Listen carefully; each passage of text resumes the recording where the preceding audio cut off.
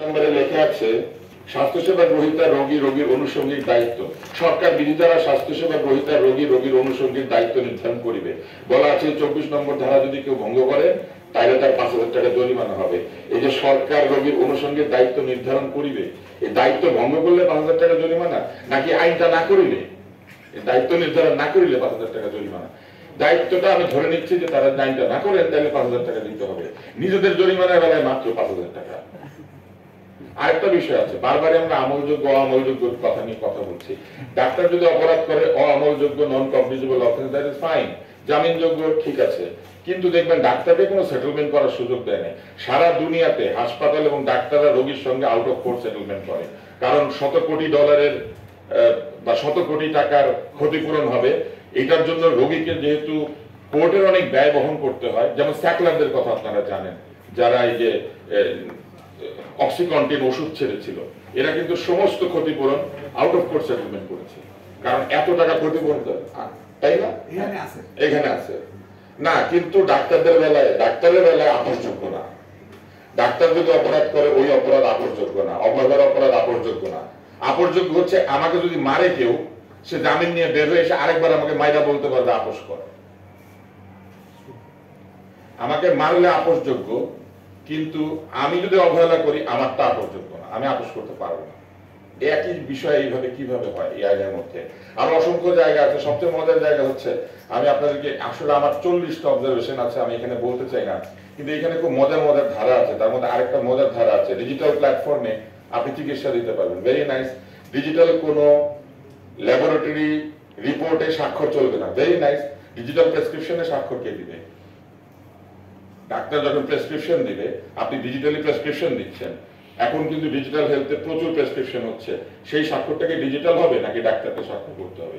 আপনি যদি ডাক্তারের প্রেসক্রিপশনে ডিজিটাল স্বাক্ষর অ্যালাউ করেন, তাহলে ল্যাবরেটরি রিপোর্টে আবার আপনি ডিজিটাল স্বাক্ষর অ্যালাউ করবেন না। ভাই, there is a company, there is the authority behind any diagnostic centre. সে যদি বলে যে ডিজিটাল স্বাক্ষরটা আসল স্বাক্ষর, এবং ডাক্তার যদি সেটাকে সার্টিফাই করে, সারা দুনিয়াতে ডিজিটাল স্বাক্ষর না হচ্ছে, শুধু ল্যাবরেটরি রিপোর্টে ডিজিটাল স্বাক্ষর হবে না। আরেকটা মজার বিষয় আছে, কৃত্রিম বুদ্ধিমত্তা সংক্রান্ত একটা বিষয় আছে। এই বিষয়ে তাদের কোনো ধারণা নেই। আপনারা কি জানেন, মায়া নামে একটা প্রতিষ্ঠান ঢাকা শহরে কৃত্রিম বুদ্ধিমত্তা দিয়ে চিকিৎসা দিচ্ছিল, অসংখ্য ভুল চিকিৎসা দিচ্ছিল, সেটা আমরা বন্ধ করিয়েছি, আইন ছাড়াই বন্ধ করিয়েছি। কারণ I challenge them, I ask them for a debate, এবং তারা বন্ধ হয়ে গেছে। কারণ তারা এখানে কি করছিল জানেন? তারা পাকিস্তানে একটা সফটওয়্যার বসিয়ে তারা বাংলাদেশে চিকিৎসা দিচ্ছিল। এবং আমি আপনাদেরকে একটা মজার জায়গা দেখাবো, সেটা হচ্ছে একটা করিবে জায়গা আছে। এটা হচ্ছে 34 নাম্বার নবম অধ্যায়, এইখানে এইসব বিষয় আছে। এই যে প্রবিধানমালা করিবে, আপনি দেখেন 34 নম্বরে লেখা আছে, ক প্রবিধানমালা প্রণয়ন করিবে, খ এসওপি প্রণয়ন করিবে, গ অডিট নিশ্চিত পরিধান প্রণয়ন করিবে, ঘ প্রবিধান প্রণয়ন করিবে, উ প্রবিধান প্রণয়ন করিবে, চ প্রবিধান প্রণয়ন করিতে পারিবেন, ছ প্রবিধান প্রণয়ন করিবে। এবং তারপরে 2 এর ধারে লেখা আছে, কোন ব্যক্তি এইসব প্রণীত বিধিবিধান নির্দেশনা লঙ্ঘন করিবে না বা করাইবে না। একটা আইনকে আরেকটা আইন করতে বলতে পারে?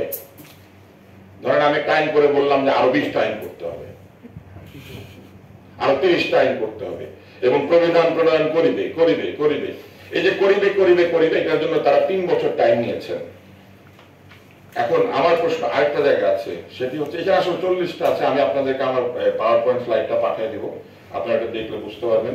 কিন্তু এইখানে একটা মজার বিষয় আছে, সেটা হচ্ছে এই যে করিবে করিবে করিবে বলে গিয়েছে, ধরেন করিল এবং সেটা ভালো হইল না, তাহলে 2 নম্বর ধারা আপনি সেটাকে কোনোভাবেই অগ্রাহ্য করতে পারবেন না, কোনো প্রশ্ন করতে পারবেন না। একটা মজার বিষয় আছে, আমাকে কেউ বন্ধ করলো, প্রথমে 15 দিন টাইম দিল, আমি আবেদন করলে আরো 15 দিন টাইম দিবে আত্মপক্ষ সমর্থনের জন্য, তারপরে 1 মাস টাইম দিবে আপিল করার জন্য।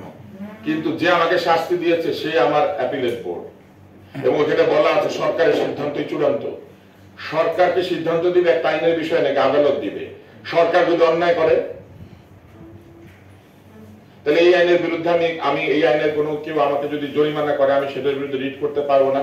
কোনো মোবাইল কোর্টের লোক যদি ঢুকে আমাকে অন্যায় ভাবে আক্রান্ত করে, আমি রিট করতে পারবো না। আপনাদের নিশ্চয়ই মনে আছে এই আইনটা আসলে স্বৈরাচারের সরকারের সময় প্রণীত, এবং সেই সময় আমরা স্বৈরাচার বলতে পারতাম না, কিন্তু আমি অসংখ্যবার তাদেরকে স্বৈরাচার বলেছি। একটা জায়গা আছে, আপনার নিশ্চয়ই মনে আছে, মাশরাফি একবার ঢুকে পড়লে একটা হাসপাতালে এবং ভিডিও করতে থাকলো। কোন ডাক্তারকে যদি এইভাবে আপনি ভিডিও করেন এবং তার ডিফেমেশন হয়, তার যদি, এখানে আকরাম ভাই আছেন, আমার ধরুন আকরাম ভাই আমার সাথে একমত হবেন, চলে গেছে, তো আপনি যদি ডিফেমেশন করেন, সেটা কি তার সুরক্ষার মধ্যে অন্তর্গত হইতে হবে না? আমার নামে কি একটা মিথ্যা কথা বলে দিল, আমার নামে ভিডিও দিয়ে দিল, আমার নামে একটা প্রচারণা চালালো, সেটা শাস্তি কোথায়, আমার সুরক্ষা কোথায়? ডাক্তারের সুরক্ষা কি শুধুমাত্র মাইর খাওয়া আর মাইর দেওয়া এর ভিতরে, শুধু ভাঙচুর করা আর ভাঙচুরের বাইরে সেইখানে? একটা ডাক্তারের স্বাস্থ্যের সুরক্ষা থাকতে হবে না? একটা ডাক্তার সাহেব সংক্রামক ব্যাধির জন্য চিকিৎসা দেবেন, তারা বলছে বাংলাদেশের সকল হাসপাতালে সংক্রামক ব্যাধির চিকিৎসা দিতে হবে। আপনারা যে কোনো ইনফেকশন ডিজিজ হসপিটালে যাবেন, সংক্রামক ব্যাধির চিকিৎসা পৃথিবীর সব হাসপাতাল দেয় না, শুধু সেই সব হাসপাতাল দেয় যেখানে সংক্রামক ব্যাধির জন্য তার আলাদা ব্যবস্থা নিতে পারে। আমেরিকার কোনো হাসপাতালে সংক্রামক ব্যাধি সব হাসপাতালে ট্রিটেড হয় না, সংক্রামক ব্যাধির জন্য আলাদা হাসপাতাল করতে হয়, আলাদা ব্যবস্থা রাখতে হয়, কারণ সংক্রামক হাসপাতালের ডাক্তার আর সংক্রামক হাসপাতালের ডাক্তার এক না।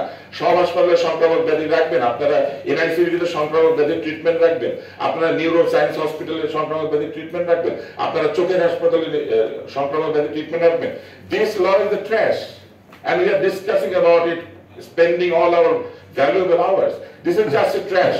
আমি মুশতাক ভাইয়ের সাথে একদম একমত যে স্বাস্থ্য ব্যবস্থার পূর্ণ সংস্কার ছাড়া এই ধরনের একটা আমলাতান্ত্রিক টেবিলে বসা আইন, যে আইনটার কোন রকম রেফারেন্স ভ্যালু নাই, এখানে কোনো রেফারেন্স নাই, এখানে অসম্ভব সব কথাবার্তা আছে। এখানে ডায়াগনস্টিক সেন্টারকে বলেছে স্বাস্থ্য সহায়তা দানকারী প্রতিষ্ঠান, এখানে কিন্তু লেখা আছে, কিন্তু ডেন্টাল চেকআপ সেন্টারকে দুই জায়গাতেই লিখেছে, হাসপাতাল, ডেন্টাল চেকআপ সেন্টার হাসপাতালও, স্বাস্থ্য সহায়তা দানকারী প্রতিষ্ঠান। ভালো করে আইনটা নিজেরাই পড়ে নাই টাইপ করার সময়।